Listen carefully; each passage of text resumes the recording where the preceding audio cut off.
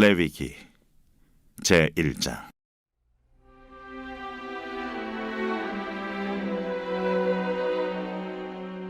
여호와께서 회막에서 모세를 부르시고 그에게 말씀하여 이르시되, 이스라엘 자손에게 말하여 이르라.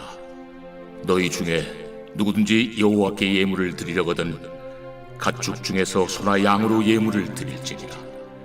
그 예물이 소의 번제이면 흠없는 수컷으로 회막문에서 여호와 앞에 기쁘게 받으시도록 드릴지니라. 그는 번제물의 머리에 안수할지니 그를 위하여 기쁘게 받으심이 되어 그를 위하여 속죄가 될 것이라. 그는 여호와 앞에서 그 수송아지를 잡을 것이요, 아론의 자손 제사장들은 그 피를 가져다가 회막문 앞 제단 사방에 뿌릴 것이며, 그는 또 그 번제물의 가죽을 벗기고 각을 뜰 것이요, 제사장 아론의 자손들은 제단 위에 불을 붙이고 불 위에 나무를 벌려놓고, 아론의 자손 제사장들은 그 뜬 각과 머리와 기름을 제단 위에 불 위에 있는 나무에 벌려놓을 것이며, 그 내장과 정강이를 물로 씻을 것이요, 제사장은 그 전부를 제단 위에서 불살라 번제를 드릴지니 이는 화제라. 여호와께 향기로운 냄새니라. 만일 그 예물이 가축대 양이나 염소의 번제이면 흠없는 수컷으로 드릴지니 그가 제단 북쪽 여호와 앞에서 그것을 잡을 것이요, 아론의 자손 제사장들은 그것의 피를 제단 사방에 뿌릴 것이며, 그는 그것의 각을 뜨고 그것의 머리와 그것의 기름을 베어낼 것이요, 제사장은 그것을 다 제단 위에 불 위에 있는 나무 위에 벌려놓을 것이며, 그 내장과 그 정강이를 물로 씻을 것이요, 제사장은 그 전부를 가져다가 제단 위에서 불살라 번제를 드릴지니 이는 화제라. 여호와께 향기로운 냄새니라.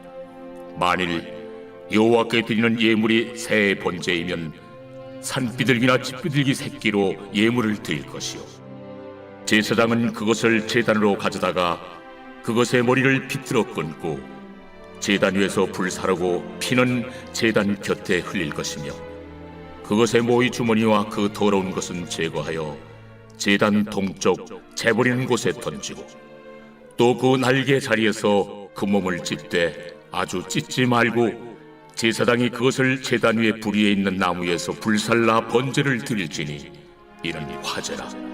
여호와께 향기로운 냄새니라.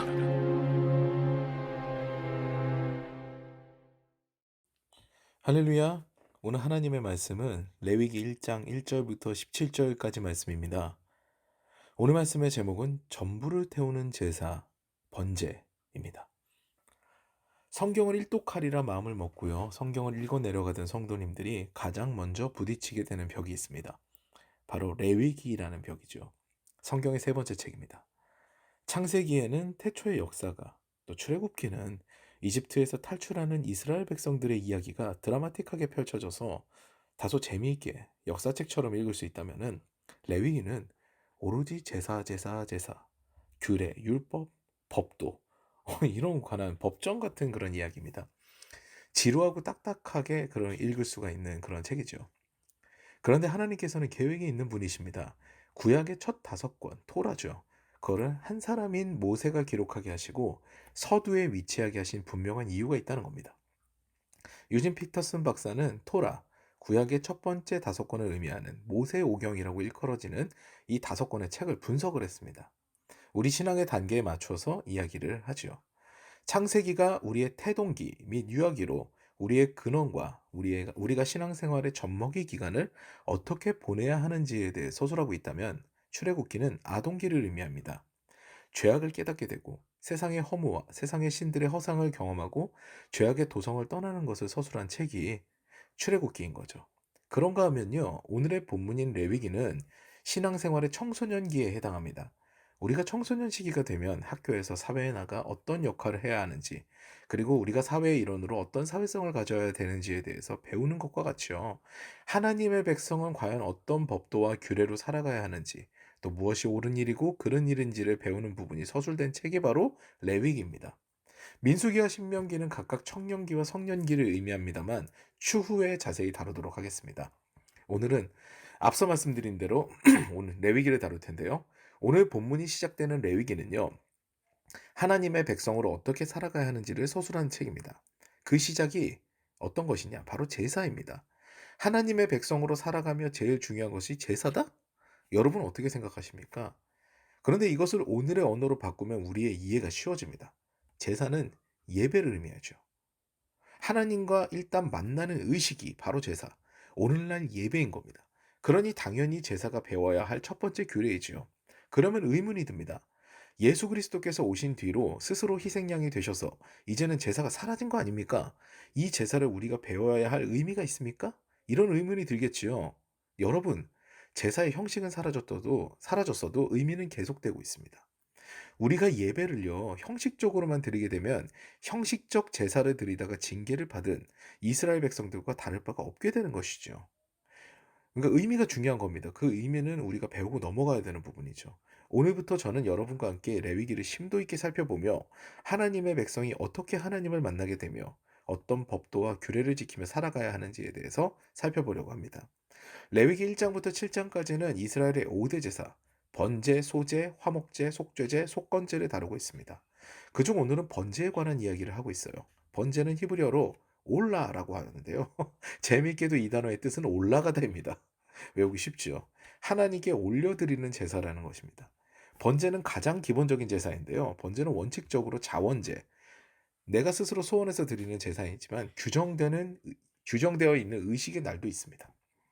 날마다 2번 드리는 아침과 저녁에 드리는 상번제와 안식일에 드리는 번제, 그리고 각종 절기 때 드리는 번제가 있죠.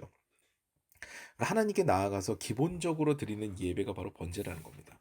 근데 이 번제에서 가장 중요한 부분은요, 흠없는 예물을 가죽을 제외하고 모두를 다 태워서 드린다는 겁니다.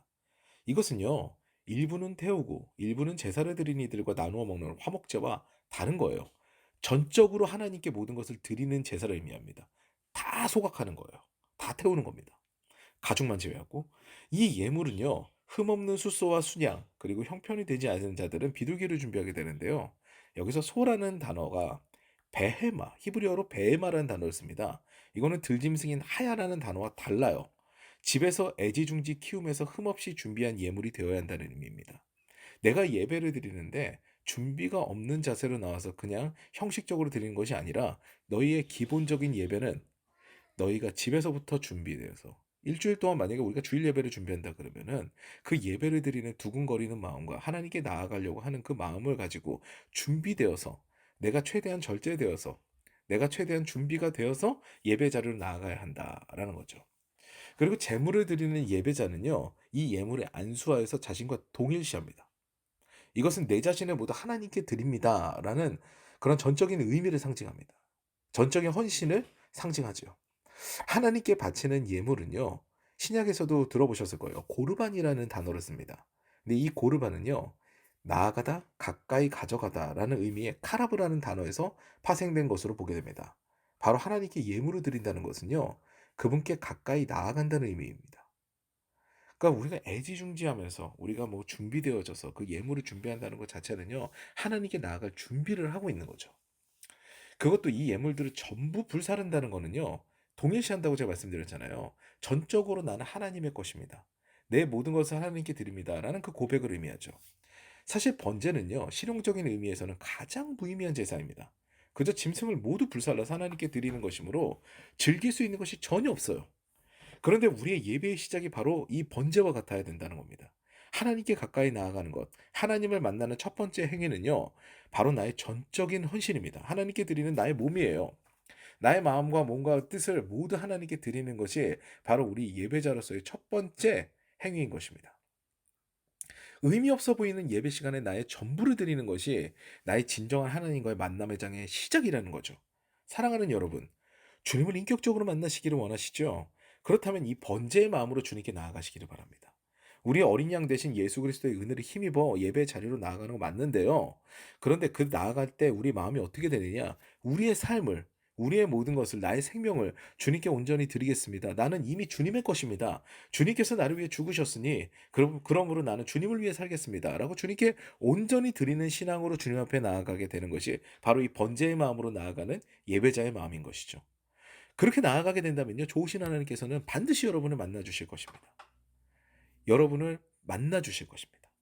이 아침에도 주님을 만나 행복하게 하루를 시작하시는 저 여러분 되시기를 주님의 이름으로 축원합니다. 이제 우리 오늘 말씀을 기억하시면서 주님, 제가 주님을 예배합니다. 전적으로 주님께 삶을 드리기를 원합니다. 저를 만나 주시옵소서. 라는 기도를 드리시고요. 오늘은 조금 특별한 기도를 나누겠습니다. 지금 우크라이나와 러시아가 교전 중에 있지요. 이 상황을 보면서 참 마음이 아팠습니다.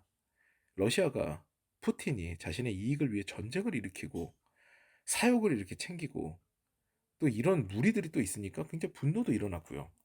하나님께서 조속하게 정의와 공의를 해가셔서 우크라이나를 구하시기를 우리 다 같이 기도했으면 합니다.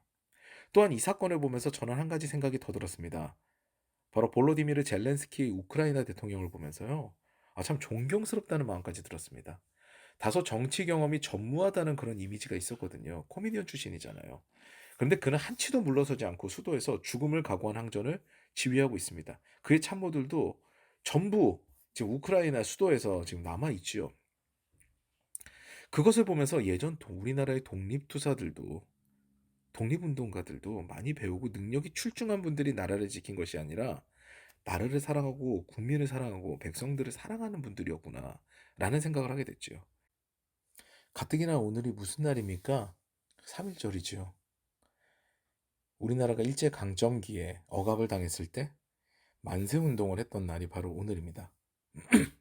그 나라를 참 사랑하고 국민들을 사랑하는 사람들이 우리나라에도 분명히 있었고요. 그 독립투사들이 있으므로 우리가 지금 이렇게 자유를 누리게 되는 거 아닙니까? 그런 생각의 연장선에서 이제 대선 투표가 며칠 안 남았잖아요. 그래서 우리 이런 기도를 했으면 좋겠습니다. 주님, 하나님의 뜻을 따라 하나님을 두려워하고 국민을 사랑하는 지도자가 선출되기를 원합니다. 간절히 원합니다. 나는 이런 기도를 드렸으면 좋겠고요. 아울러 개인의 기도 제목을 두고 이 아침에도 주님 앞에 간절히 기도하는 시간을 갖겠습니다.